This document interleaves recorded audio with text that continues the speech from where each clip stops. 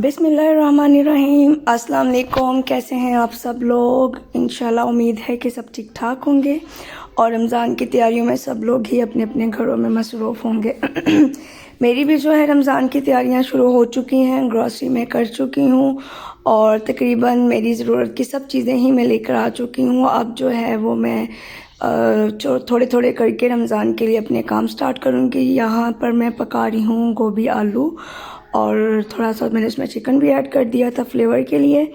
तो अब मैं इसमें स्पाइसेस डालकर चिकन को भून लिया था। अब स्पाइसेस डालकर उनकी भुनाई करूँगी और फिर इसमें हम डाल देंगे गोभी और आलू। तो यहाँ पर मेरे पास काफ़ी ज़्यादा क्वांटिटी में धनिया आया हुआ है, तो मैंने सोचा कि मैं रमज़ान के लिए इसे जो है वो स्टोर कर लेती हूँ। तो स्टोर करने के लिए मैंने सबसे पहले एक एयर टाइट कंटेनर में बटर पेपर, जिसे हम पार्चमेंट पेपर भी कहते हैं, वो मैंने बिछा दिया अच्छे से। नीचे से उसके ऊपर मैं लगा रही हूँ किचन टॉवल और उसके ऊपर मैं इस तरह से दो पोर्शंस में, दो बैजेस के अंदर मैं रखूँगी। जो धनिया है इसको मैंने वॉश नहीं किया हुआ, ये बिल्कुल ड्राई फॉर्म में है। जब यूज़ करूँगी तब मैं इसको जितना इस्तेमाल करना है उतना निकाल कर कट करके मैं इसे वॉश किया करूँगी, क्योंकि अगर वॉश करके गीले को हम स्टोर करेंगे तो वो बहुत जल्दी गल जाएगा।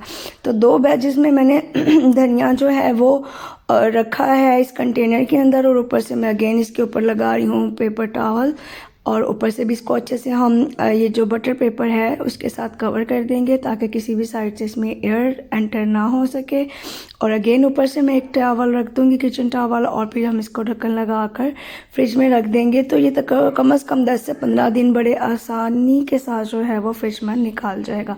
जो बाकी बचा है उसको मैं कट करके रख रही हूँ, और क्योंकि जब जितना मुझे इस्तेमाल करना होगा उतना मैं निकालूंगी, वॉश करूँगी और फिर मैं इस्तेमाल कर लिया करूँगी।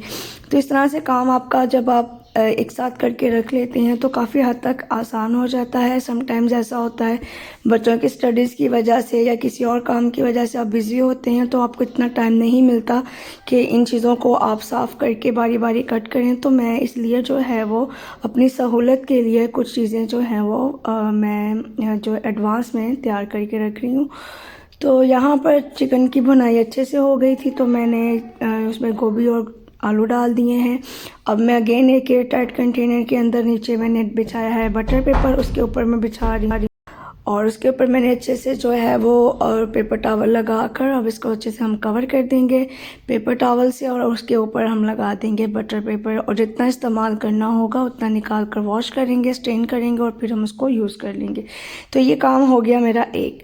अब जी बच्चों को भूख लग रही थी तो मैंने उनके लिए जल्दी से जो है वो नूडल्स बना दी थी, क्योंकि जब कभी समझ में ना आ रहा हो कि बच्चों को जल्दी में क्या बना कर दिया जाए तो नूडल्स जो हैं वो एक अच्छी ऑप्शन है। लेकिन मैं बच्चों को बहुत ज़्यादा नहीं देती, महीने में 1 से 2 बार ही मैक्सिमम मैं इनको नूडल्स देती हूँ। और लेकिन ये क्योंकि मैं बाज़ार चली गई थी, चीज़ें वगैरह लेकर आई थी तो फिर काफ़ी लेट हो रहा था लंच, तो इसलिए मैंने सोचा कि मैं जल्दी से जो है वो बच्चों को लंच करवा देती हूँ। तो ये केचप और मायोनीज़ डालकर मैं इनको जो है सर्व कर दूँगी और बच्चों का इस तरह से लंच हो जाएगा।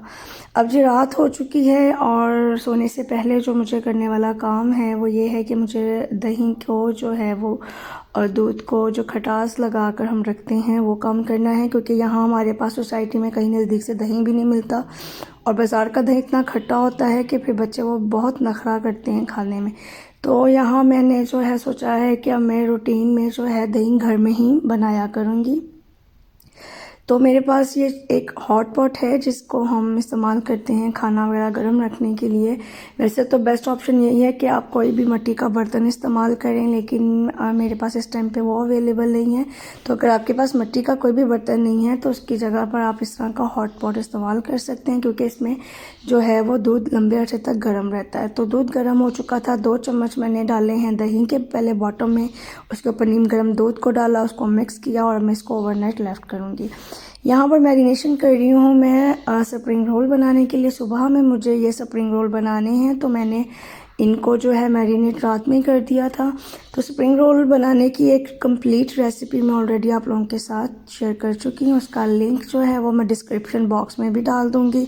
तो वहाँ से आप इसकी डिटेल्ड रेसिपी जो है वो आप देख सकते हैं। जब मैं पाकिस्तान आई थी तो यहाँ आने से पहले मैं हस्बैंड के लिए जो है वो रमज़ान के स्प्रिंग रोल्स बनाकर मैं फ्रीज़ कर आई थी। तो वो पूरी रेसिपी मैंने रिकॉर्ड करके अपने चैनल पर डाल दी हुई है, उसका लिंक आपको यहाँ मिल जाएगा। और अभी मैं सिर्फ स्पाइसेस वगैरह डाल रही हूँ और इसके अंदर सॉसेस डालूँगी। और जो है मैं ग्रॉसरी को सब कर आ चुकी हूँ, तब तमाम spices sauces each and everything मेरे पास घर में मौजूद है। तो मैंने इनकी जो है वो इसका मैरिनेशन का बैटर मैं तैयार कर लूँगी और इसमें चिकन को डालूँगी, इसको क्लीन रैप कर दूँगी और फिर मैं इसको ओवरनाइट जो है वो इस टाइम रात के तकरीबन 9:30 हो रहे हैं, तो मैं इसको इसी तरह से मिक्स करूँगी और मैं इसको फ्रिज में छोड़ दूँगी। और सुबह फिर जिस टाइम पे मैं फारिग हो जाऊँगी और फिर क्योंकि नेक्स्ट फ्राइडे और सैटरडे हरीम का ऑफ़ होता है स्कूल से, तो फिर उन 2 दिनों में जितने भी मेरे ये काम है रमज़ान से रिलेटेड वो इंशाल्लाह ताला मुझे कंप्लीट करने हैं।